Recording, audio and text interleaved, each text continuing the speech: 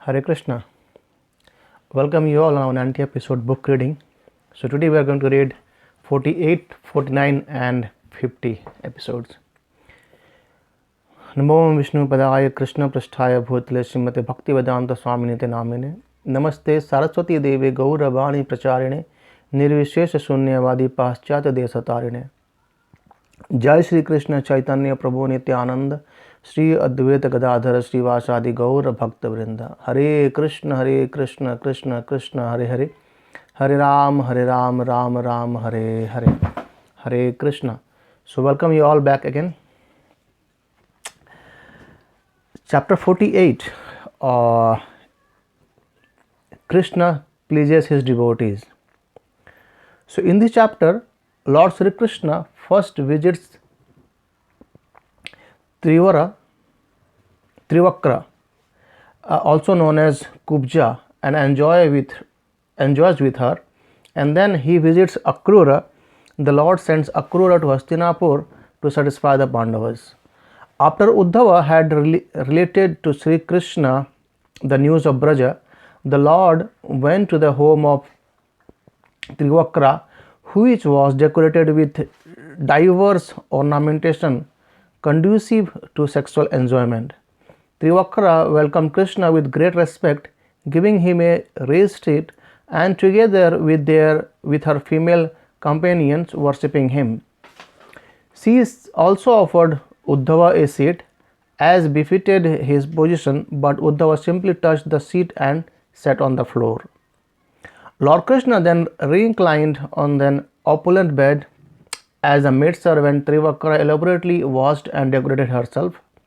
Then she approached him. Krishna invited Trivakra to the bed and began to enjoy with her in various ways. By embracing Lord Krishna, Trivakra freed herself of the torment of lust. She asked Krishna to remain with her for some time, and the considerate Lord promised to fulfill her request in due course. He then returned with Uddhava to his residence. Apart from offering sandal paste to Krishna, Trivakra had never performed any pious acts, yet simply on the strength of the piety of this single act, she attained the rare personal association of Sri Krishna. Sri Krishna next went to Akrura house with Lord Baladeva and Uddhava. Akrura honored the three of them by bowing down and presenting them with a suitable sitting place. Then he worshipped Rama and Krishna, washed their feet, and poured the water on his head. Akrura also offered them many prayers. Lord Krishna was pleased with Akrura's prayer. He told him that since Akrura was in fact their paternal uncle, Krishna and Balram should be the recipients of his protection and mercy. Lord Krishna then praised Akrura as a saint and purifier of the sinful, and he asked him to visit Hastinapur to find out how the Pandavas, deprived of their father, were faring. Finally, the Lord returned home, taking Balaram and Uddhava with him. So this is how we end chapter 48, and we'll go to chapter 49. That is the Akrura's mission in Hastinapur. On the order of Lord Krishna, Akrura went to Hastinapur, where he met the Kauravas and Pandavas, and then set about to find out how Dhritarashtra was treating the latter. This task would keep Akrura in Hastinapur for several months. Vidura and Kunti Devi described to Akrura in detail how Dhritarashtra's son, envious of the exalted qualities of the Pandavas, and they had tried to destroy them by various evil means and were contemplating further atrocities. With tearful eyes, Kunti Devi asked Akrura, "Do my parents and other relatives, headed by Krishna and Balrama, even think of me and my sons, and will Krishna ever come to console us in our distress?" Then Kunti Devi began to chant Lord Krishna's name for her protection, and she also chanted mantras expressing surrender to him. Akrura assured Kunti Devi, "Since your sons were born from demigods like Dharma and Vayu, There is no reason to expect that any misfortune will befall them. Rather, you should be confident that very soon they will receive the greatest possible good fortune. So this is basically a very small description about how Akrura is talking with mother Kunti Devi, and also with Vidura. Vidura was very much favorable to Pandavas all the time. He actually tried to save always the Pandavas, but somehow the other, it always goes another way around. And as Akrura mentioned that all the son, they are born from the demigod. So as we know from Yudhishthir, he from Dharmaraj or Yamraj, and then all forth over there. So Akrura then delivered to Dhritarashtra the message from Krishna and Balram. Akrura told the king, "You have assumed the royal throne after the death of Pandu. Seeing all equally, which is the religious duty of kings, you should protect all your subjects and personal relations. By such fare and behavior, you will gain all fame and good fortune. But if you act otherwise, you will attain only infamy in this life and condemnation to the hellish existence in the next. A living being takes his birth all alone, and alone he gives us his life. Alone he enjoys the fruits of his piety and sin. If one fails to understand the true identity of the self and instead maintains his progeny by indulging in evil deeds, then surely he will go to hell. One should therefore learn to understand the unsteadiness of material existence, which is like a sleeper's dream, a magician's illusion, or a flight of fancy, and should thus control his mind in order to remain peaceful and equipoised." So this is again Uddhava advised Dhritarashtra how you should become equipoised and peacefully. Also you can take care of the Pandavas well as well, rather than creating any havoc or enmity with those. To the Dhritarashtra replied, "I cannot hear enough of your beneficial words, O Akrura, which are like the sweet nectar of immortality. But because the tight knot of affection for my sons has made me biased towards them, your statements cannot become fixed within my mind. No one can transgress the arrangement of Supreme Lord. His purpose for descending into the Yadu dynasty will inevitably be fulfilled." So again Dhritarashtra is saying one more thing, like he is so much attached with this affection of his son, and hence he could not give the proper things required or proper peacefulness required to Pandavas, or the positions what they require to Pandavas. And then he said that Krishna has appeared, so he will fulfill the inevitability. Knowing now the mentality of Dhritarashtra, Akrura took permission from his dear relatives and friends and returned to Mathura, where he related everything to Lord Krishna and Lord Balarama. So that is how we end chapter 49. And even one more thing, even Kunti Maharani, in first canto, she has she has made a glorious kind of stutis for Lord Krishna. She has said so many nice verses about Krishna, explaining that how you are hidden from the people who are non-devotee or envious.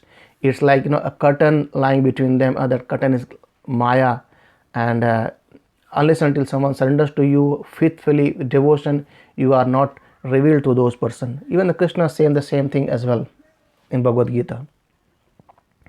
So let's see chapter 50, that is Krishna establishes the city of Dwarika.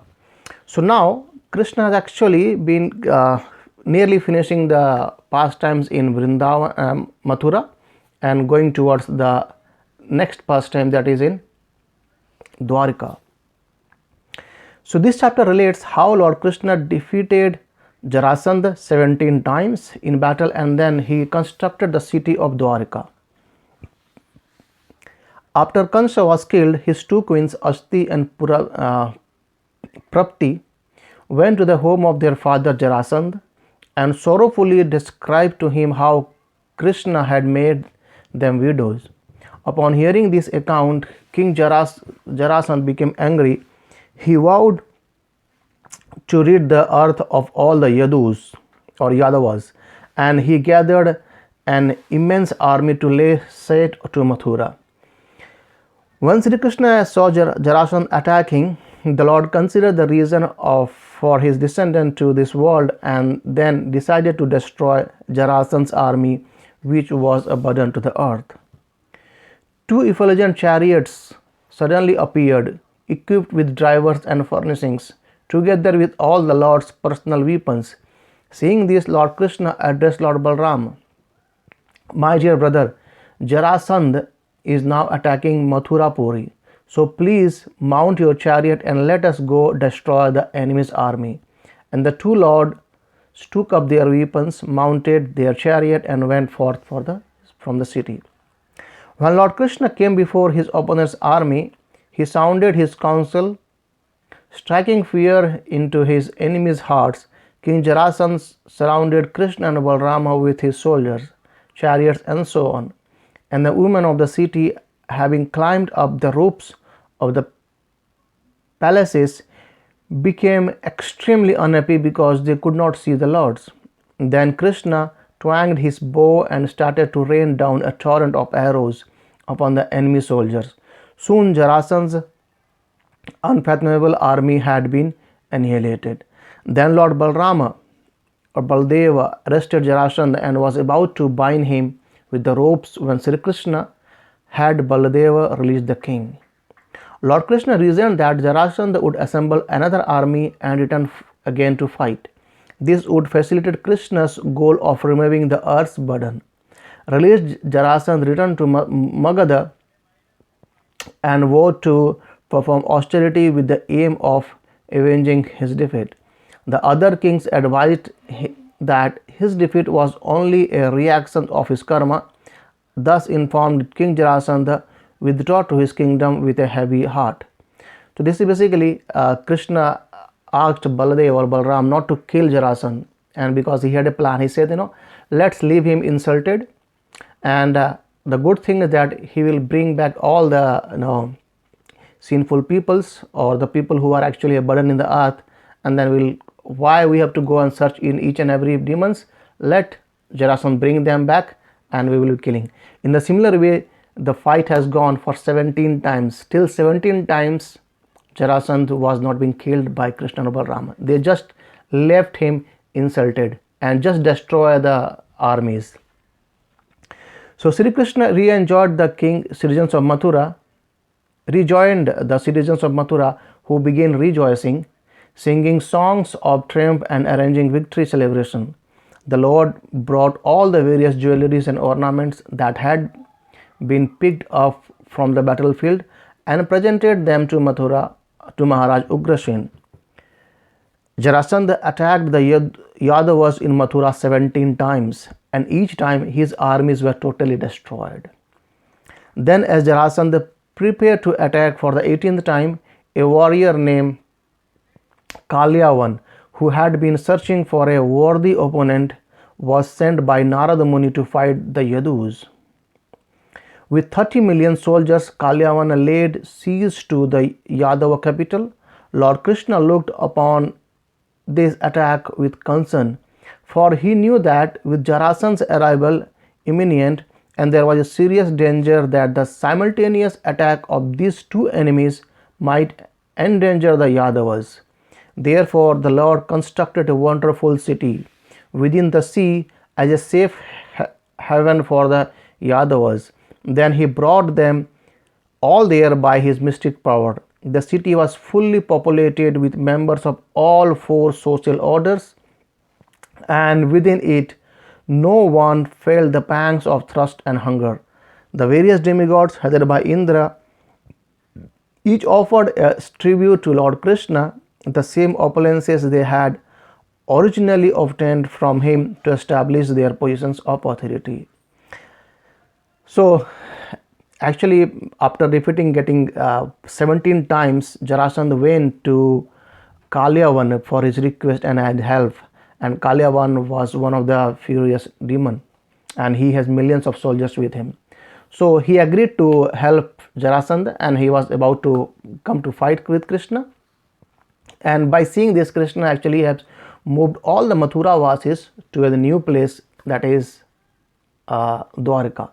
So all the people who were in Mathura, they have been transferred in overnight to Mathura, and they playing there, enjoyed the whole Dwarka city over there.